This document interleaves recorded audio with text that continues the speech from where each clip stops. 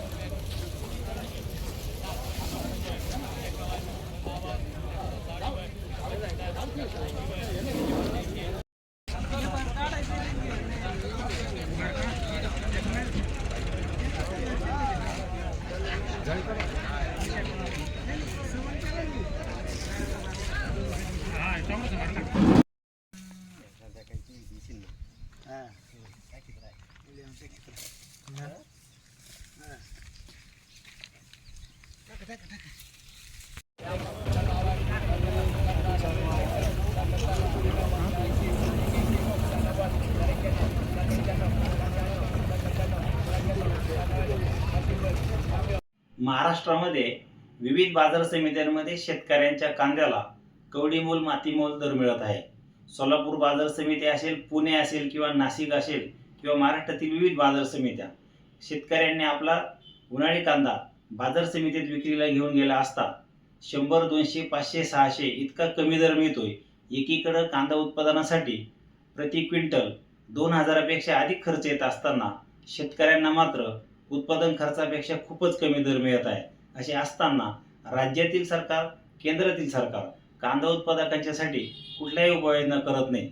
ज्यावेळेस कधीतरी कांद्याचे थोडेफार दर वाढतात त्यावेळी केंद्र सरकार अर्ध्या रात्री निर्यात बंदी करणे, निर्यातीवरती शुल्क लागू करणे, निर्यातीवर किमान मूल्य लावणे, निर्यात मूल्य, आणि त्या पलीकडे परदेशी कांदा आयात करणे अशा विविध उपाययोजना करून थेट हस्तक्षेप करून शेतकऱ्यांचे कांद्याचे बाजारभाव पाडतात.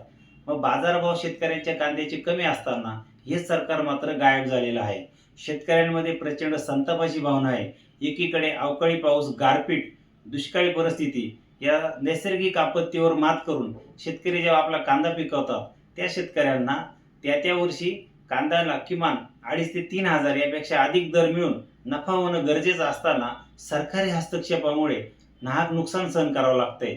यामध्ये विरोधी पक्षही शेतकऱ्यांच्या पाठीशी किंवा शेतकऱ्यांच्या कांदा प्रश्नावरती सरकारवर दबाव किंवा आंदोलनात्मक हे करून कुठल्या प्रकारची शेतकऱ्यांना मदत करत नाही. आता शेतकरी खूप संतापलेले आहे, कारण कांदा उत्पादन घेतल्यानंतर कांदा विक्रीतून नफा होण्याऐवजी कांदा विक्रीतून नुकसान होत आहे. उलट खिशातून शेतकऱ्यांना भाडं किंवा इतर जो खर्च आहे तोही करावा लागत आहे. अशा वेळी केंद्र सरकारने अतितातडीच्या उपाययोजना कराव्या. परदेशामध्ये जास्तीत जास्त कांदा निर्यात कसा होईल यासाठी धोरण निर्माण करावे.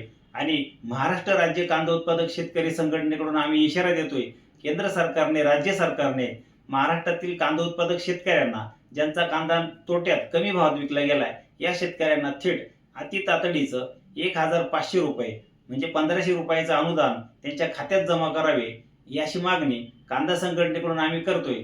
केंद्र सरकारने, राज्य सरकारने कांदा प्रश्नावर अतितातडीच्या उपाययोजना केल्या नाही तर येणाऱ्या काही दिवसांमध्ये महाराष्ट्रामध्ये सरकारच्या विरोधात तीव्र आंदोलन झाल्याशिवाय राहणार नाही, असा इशारा आम्ही महाराष्ट्र राज्य कांदा उत्पादक शेतकरी संघटनेकडून देत आहोत.